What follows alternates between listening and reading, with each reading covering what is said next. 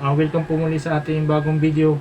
Ito naman po, pag-usapan po natin BAC certification or Bids in Awards Committee certification.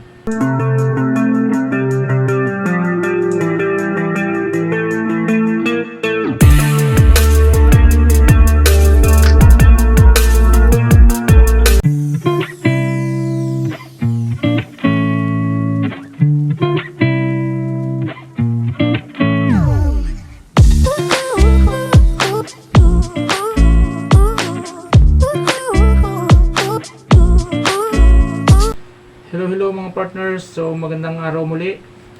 Welcome po muli sa ating bagong video. Ito naman po, pag-usapan po natin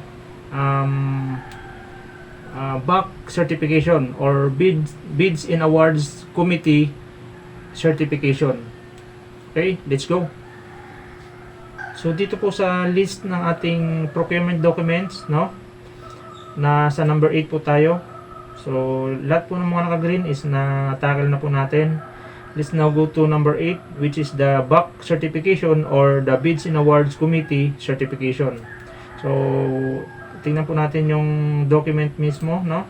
So, ito po yun. Republic of the Philippines, ilalagay nyo na po province of, or kung nasa province, municipality or city. Then, your barangay. Office of the Bids in Awards Committee. So, ang document po na to ay manggagaling po sa BAC Committee, no? So it is accomplished by the BAC secretary or secretariat. Okay, so ano po ba ang purpose ng document na to? Sa document na to ay sinicertify ng committee, ng Bids in Award Committee, kung anong klaseng procurement yung gagamitin for a particular procurement, o lalo na po sa pag-uusapang procurement sa ano na to, halimbawa dito sa halimbawa na to, no? So babasahin po natin.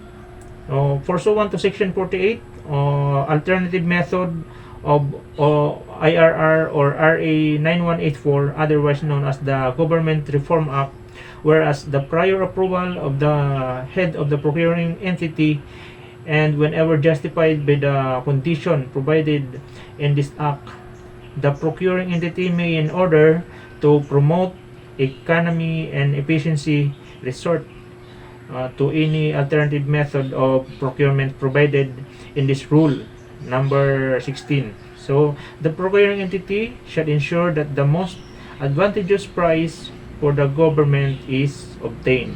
Okay, then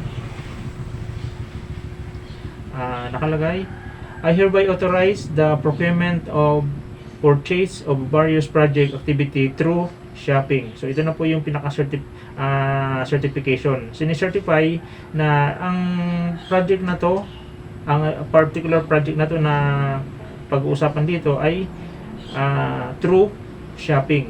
Okay? So type of procurement program. So ito po yung pinaka-title ng project, no? So for example lang po ito, construction supplies for the completion of multipurpose hall and daycare center, a perimeter fence. So with the purchase request number, blah blah blah, and then dated on, okay. So nandiyan po yung title ng project, then request number, purchase request number, at saka yung date. So ito po yung tinutukoy na procurement shopping ang gagamitin ng klase ng procurement. So the stated above procurement shall deliver on time, a vital need on urgency, use for important matter in the government of barangay. Ilalagay niyo po ang inyong barangay. So respectfully yours, name and signature ng punong barangay or head of the procuring entity. So yan po. So kung tutuusin, ito po ay certification ng BAC committee, but it is being approved by the punong barangay or the head of the procuring entity. So that's all para po sa ating certification or BAC certification document. So until next video, thank you very much and God bless.